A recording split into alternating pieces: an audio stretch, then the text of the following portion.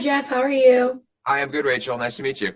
Nice to meet you. So to start with, I love that this is kind of like the Fast and the Furious movies for Sonic. Because every movie, there's a new little friend that he has to adopt and become kind of like family with. And for you, what is the fun of continually upping the ante every single movie and making us even more invested in this team that we've all kind of loved since we were kids? Oh, I mean, it's the best challenge imaginable. I mean, to go bigger each time out, to bring in more of these characters that the Sonic fans just love and are so excited to see.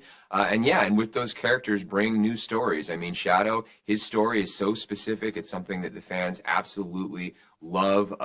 It's a character and a story that I love. I mean, I actually had the opportunity to work on a Shadow the Hedgehog video game back in 2004. So now in this full circle moment to 20 years later to be sort of introducing him, on the big screen to audiences all around the world, it's just incredible.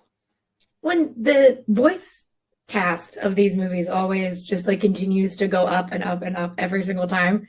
And Keanu Reeves as the anti-Ben Schwartz weirdly sounds perfect.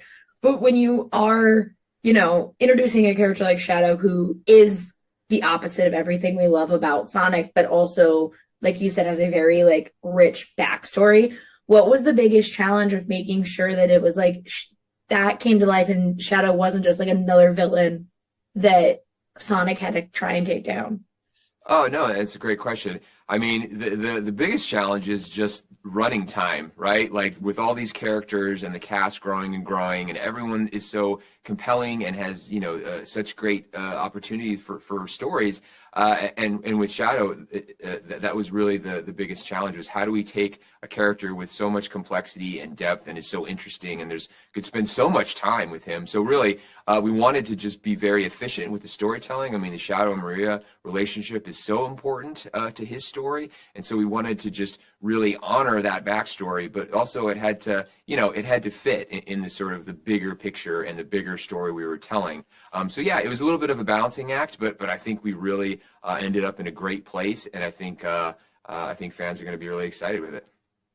Yeah, and for my last quick question, I do have to ask, because one of my favorite things about this entire franchise was that you guys got Carrie Elwes so excited about a character in Sonic. I think that is the great feat of the 2020s, is that Carrie Elwes is so excited about Sonic.